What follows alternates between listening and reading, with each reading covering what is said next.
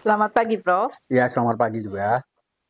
Ini beberapa waktu lalu kita sudah bicara kan masalah Mahkamah Internasional, kemudian kita bicara masalah Gaza, Prof. Ya kan, juga tentang pemurnian ras, ya kan, Arya. Nah, sekarang ada satu topik tentang pembersihan etnis. Nah, itu maksudnya itu bagaimana tuh, Prof? Yang Ya, dimaksud?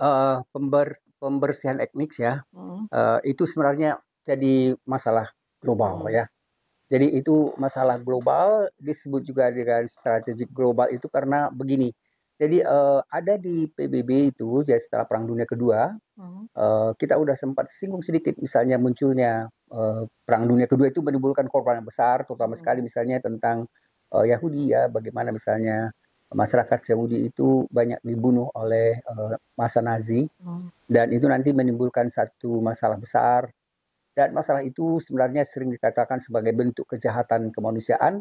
Jadi ada atrocity itu sebenarnya ada beberapa masalah yang dianggap sebagai kejahatan kemanusiaan yang sangat besar, Hmm. yang sangat mengerikan itu termasuk sebenarnya apa ya kejahatan genosida, Hmm. kemudian misalnya Perang Dunia Kedua, kejahatan kemanusiaan, dan termasuk sebenarnya ini yang dibicarakan tadi, yang dikemukakan ini tentang pembersihan etnis. Hmm. Jadi pembersihan etnis itu sebenarnya biasanya dilakukan karena adanya kebencian terhadap ras, etnis, suku bangsa tertentu, dan kemudian itu biasanya dilakukan oleh satu negara atau pemerintah untuk bisa mengusir ya satu Hmm. warga negara dengan ciri misalnya bisa suku bangsa, bisa agama, bisa etnis itu keluar dari negara Seperti Gaza ya, tertentu, Prof? ya seperti Ya. Gaza. Hmm. Jadi sebenarnya sebelum Gaza juga apa yang dilakukan oleh Israel pada Hmm. penduduk Palestina itu kan Hmm. Ya, mengusir kuasai betul. daerah terkuasai daerah, akhirnya mereka kuasai sebagian besar dari tanah Hmm. Israel itu, tanah Hmm. Palestina itu. Hmm. Jadi itu sebenarnya merupakan satu kejahatan kemanusiaan dan itu mestinya salah satu perhatian secara global oleh PBB. Jadi yang jadi masalah adalah bagaimana misalnya PBB untuk bisa melihat dan menjatuhkan atau misalnya usul-usul untuk menjatuhkan hukuman kejahatan atau pengusiran misalnya bukan hanya genosida tapi juga misalnya pengusiran terhadap suku-suku bangsa, etnis atau agama yang ada dan termasuk tadi kita tanyakan, kita diskusikan misalnya tentang di Gaza itu. Ya, jadi saya ingin tahu bagaimana konteks hubungan internasional dengan dan implikasinya terhadap hak asasi manusia, Prof. Jadinya Ya pembersihan sebenarnya kan etnis itu ini. memang kan pelanggaran sekarang begini. Hmm. Tadi dibacakan hubungan internasional dan hubungannya dengan hak asasi manusia. Sekarang begini, hak asasi manusia itu sebenarnya sekarang tidak bisa dianggap itu hanya merupakan misalnya pelanggaran hak asasi Indonesia Hmm. itu hanya misalnya Untuk merupakan orang untuk Indonesia Indonesia ya, dan orang betul. Indonesia Iya, saja yang betul, membicarakan sekarang betul, sekarang dunia. betul. Jadi dunia itu dianggap sebenarnya bertanggung jawab ya, Hmm. walaupun misalnya yang lebih bertanggung jawab adalah pemerintah di negara Hmm. tertentu, tapi itu Hmm. bukan berarti dunia berlepas tangan terhadap pelanggaran terhadap asasi manusia. Hmm. Jadi hak asasi manusia, genosida, pengusiran ini, kejahatan kemanusiaan itu sebenarnya sekarang itu menjadi problem yang harus diatasi secara bersama secara global. Hmm. Kemarin kan misalnya kita singgung sedikit waktu ada pemilu di sini dan kemudian itu misalnya ada pelanggaran terhadap asasi manusia dan kemudian ada PBB yang Hmm. membicarakan itu Hmm. dan kemudian kadang-kadang dianggap oleh mengapa PBB atau misalnya negara lain ikut campur. Sekarang memang nggak mungkin itu diabaikan.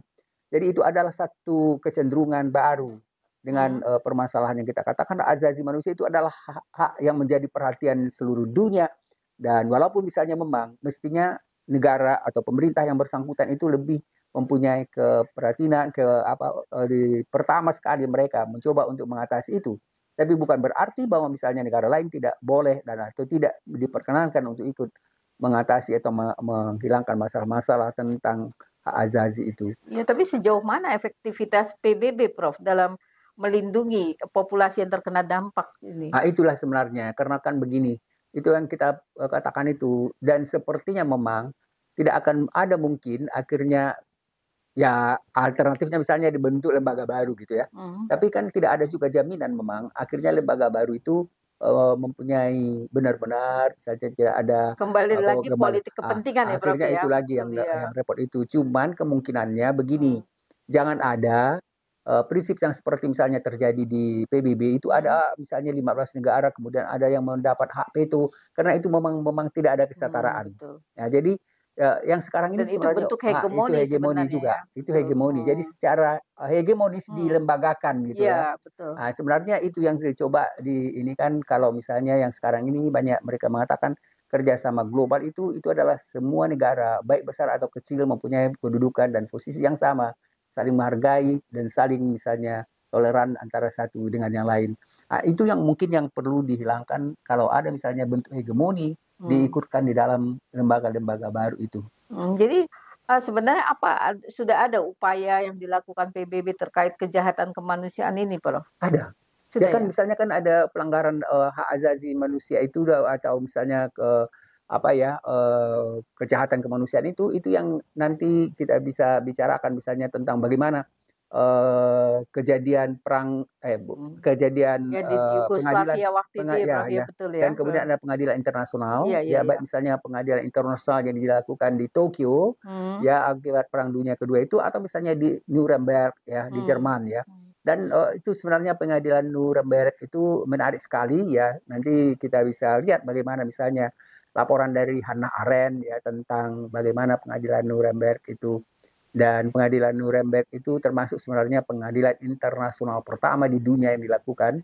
Tapi setelah itu ada beberapa pengadilan yang sudah dilakukan. Cuman kemarin memang tentang masalah pengusiran dan hegemoni di Gaza ini itu memang ada ya Amerika. Nah, itulah Prof. Masalahnya ketika salah satu anggota Dewan Keamanan PBB itu yang punya hak veto melakukan kejahatan kemanusiaan, itu kan bagaimana caranya Nah, itu untuk problemnya. itu? Itu memang yang kita katakan tadi yang Iya, dituntut itu termasuk sebenarnya Quran ini adalah bagaimana supaya tidak ada hak veto keistimewaan lagi ya, hak betul ya. veto dan hak keistimewaan pada Iya, negara manapun ya. Jadi betul. di situ yang diharapkan itu kesetaraan ya.